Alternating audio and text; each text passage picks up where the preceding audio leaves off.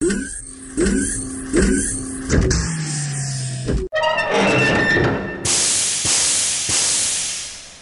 I'd like to show you tapping 1, 2, 3. Now, taps come in various shapes. You can have this particular type. You can have your normal type. You can have spiral cut. There's many different types of cuts.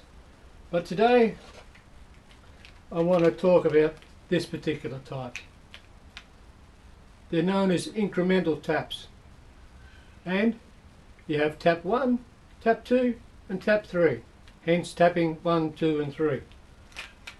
On other taps you'll have a taper tap for starting the threads. You'll have an intermediate tap, and then you have a bottoming or a plug tap. That's for going in the bottom of blind holes.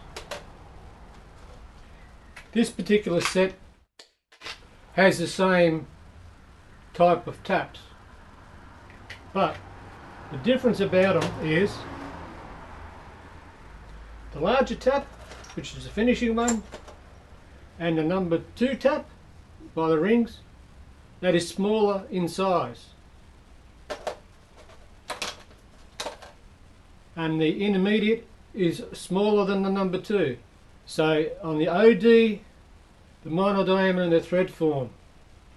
So the V is actually smaller for each one. So what that means is that when you cut and you turn the tap, there is less load on the actual taper that does the cutting. So a normal tap will take the full depth of the tooth as you spiral in. This takes the full depth of the tooth, but the tooth is shorter. So as you cut, you do the first tap, second tap, and then the final tap. Now the beauty of that is you get a much better quality tap. Your taps are less prone to breaking because there's a less build up of the cutting pieces, the swarf inside the flutes. The other thing too is also, if you happen to do a sloppy stud that you've done with a stock and die and it's a bit rough, a bit loose, it might be able to fit with the number 2 tap. So I brought these because when I've been tapping, the swarf will build up in underneath the curl, and as you turn it, it cuts and the swarf builds up.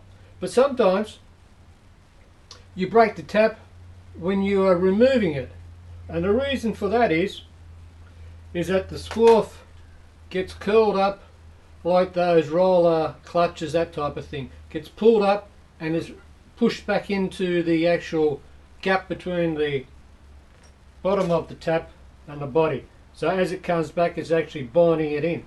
So sometimes to fix a jam tap, if it does seem tight, you do what mightn't seem sensible to do. You then take another little cut.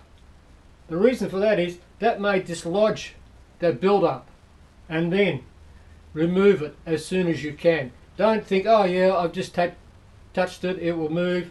You'll jam your tap. Now, to tap your hole properly, the way I do it is you drill your hole naturally the tapping size. These are the same size drill, so whatever you use for a 10mm thread, you use for the 10mm taps. So you drill your hole. Now, depending on the size of tap, you'll need a tap wrench. They come in various sizes, and even for the smaller ones, you can make up ones for the 3mm and less, or you can have this T-type one. But if you do use this type, try to get one with a centre in the end. I'll show you why in a minute. Now, if you can't drill on a drilling machine or a mill, Sometimes you might have a plate you have to drill a hole in it. Make yourself up one of these bushes. This is for a 3mm tap. Just got a 3mm hole. When you drill your hole in your material, you just place that with your tap. You hold it like that with your tap wrench, and it keeps it square to the hole and makes a beautiful square perpendicular tap tile. So if you do a lot of tapping outside a mill or a drill, make yourself up a set of these. This is the normal tap wrench I normally use, but there's a modification to it. On the front there is a chamfer, and I'll come to that in a minute too. So you've drilled your hole. Now some people put the tap in and away they go. That's not the best way to do it. Best way is to get a guide pin. Now on some taps, like this one, has a center. One like these has a point. But the trend now seems to be like from Sutton, they only put a chamfer on. They're a bit of a pain. But what you do is you grab those broken end mills you got at home, and you think, well, what am I going to do with a broken end mill? And you use the center and the end. So with the ones with the point, they fit on there like that. Now, where you have a center, you can grind a quite adequate point on your broken end mill just by using a pistol drill and your grinder. So you put this in you grind off the broken bits first. You put this in your pistol drill and you just hold it up against the pedestal grinder and grind it to the angle. How do you know if it's 60 degrees? Just draw up 60 degrees on a piece of paper, stick it to the rest on your grinder, and then just use as a guide. As long as it's 60 degrees or a bit bigger, it will sit inside the tap and guide it. Now for these particular ones that are the pain, what you do is you get yourself a piece of steel and you countersink it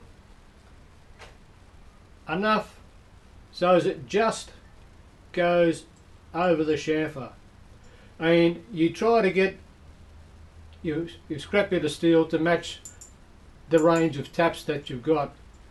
Now I've got a small one and a large one because they're the main taps I use. And what you do is, let's just say we put in a pointy tap, and I'll use this one here. Now the problem is it doesn't fit, it's too big. So on the other end you grind a lead in, and I've ground the end of the tap wrench so as it will have clearance and sit on top of the point of the tap. Otherwise you're only sitting on the jaw of your tap wrench, and that's no good. Similar to this is why you need these this certain size, is to just clear the one that you're using.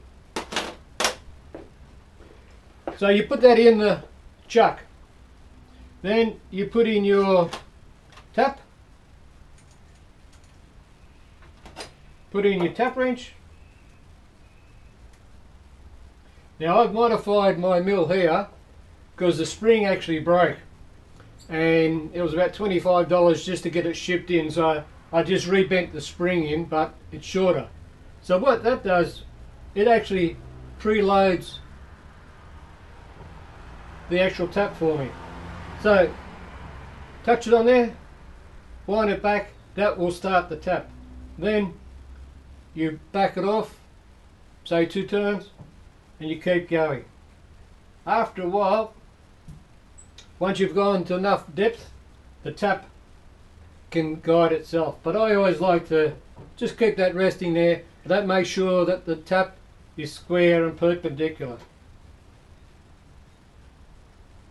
Now with these particular taps, I'll just show you so you do your first one, your second one and the third one. But as you can see, this is the first tap. That's how much slack there is, or the difference between the final tap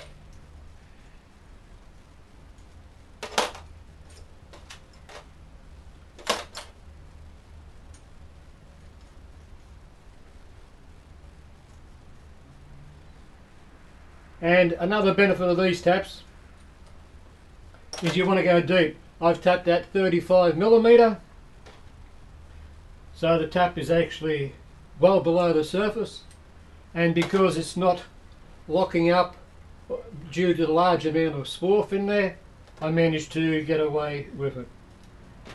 So just to refresh, buy yourself a set of these. They're no dearer than a set of normal taps. Don't throw out your broken end mills. Grind each end. Modify your tap wrench. Drill and tap using the center as your guide, and your taps will last longer, and your tap holes will be nice and square, and you'll be very proud of your work. I highly recommend them. Thanks for watching.